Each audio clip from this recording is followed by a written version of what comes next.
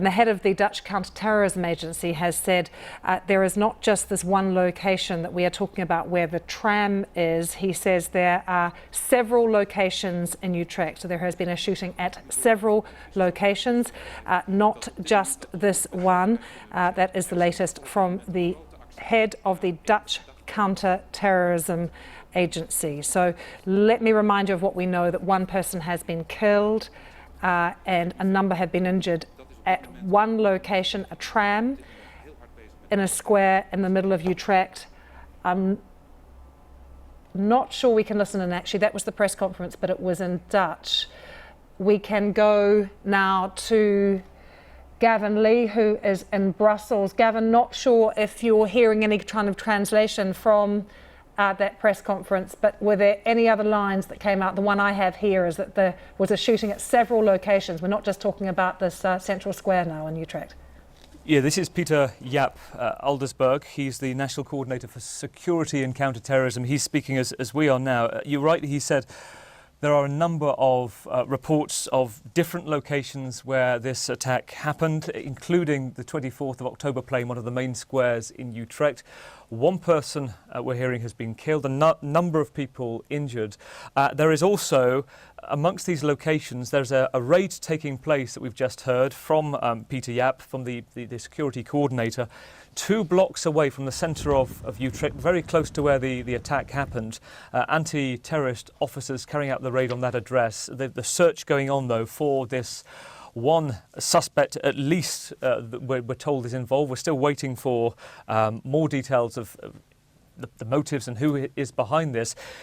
He's also said that the level of security alert in the Netherlands, particularly around the province of Utrecht, specifically for that province, has been risen to the highest level, level 5, which they see as critical, that there could be the possibility of an imminent attack. So this is a deep worry now for the Netherlands. Just to recap, this incident happened at 10:45 this morning, 9:45 GMT. One of the locations that we know of happened at a tram stop in one of the central squares.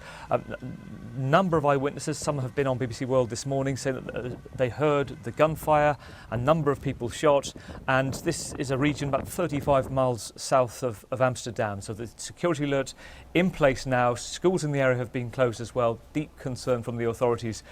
We also expect to hear sometime this morning from the Prime Minister Mark Rutte, who at the moment is in a crisis meeting. Let me bring you up to date with a couple more lines just as the security coordinator is finishing. This is Pieter-Jaap Aalbersberg, who said he's not ruling out terrorism. They haven't confirmed it, but they say it is all the characteristics that there has been a terrorist attack, and they right now cannot exclude more, given what we've just said, Lucy, the events and the fact that they haven't apprehended the gunman or gunmen.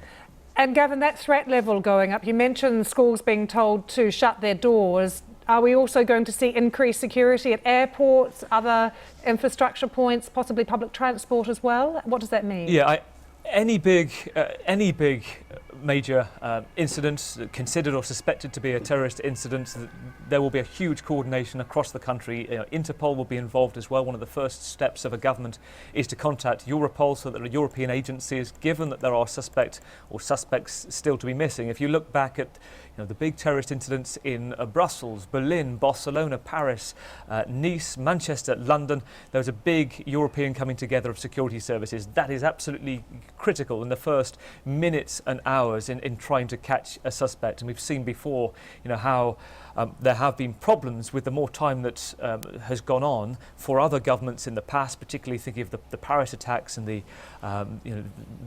suspect in that case, one of the key suspects turning up 7 months later in Brussels. Those first hours are absolutely key.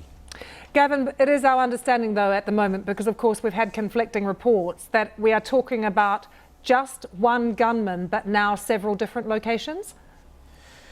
Yes, I mean, the extrapolation from that suggests that there are more gunmen involved if we're talking about several locations. But as I say, we've just had a very short few-minute press conference from the head of national security and counter-terrorism, and no confirmation of how many suspects there are. One incident ongoing, as I say. This is Truman Lawn, this is 2 blocks away.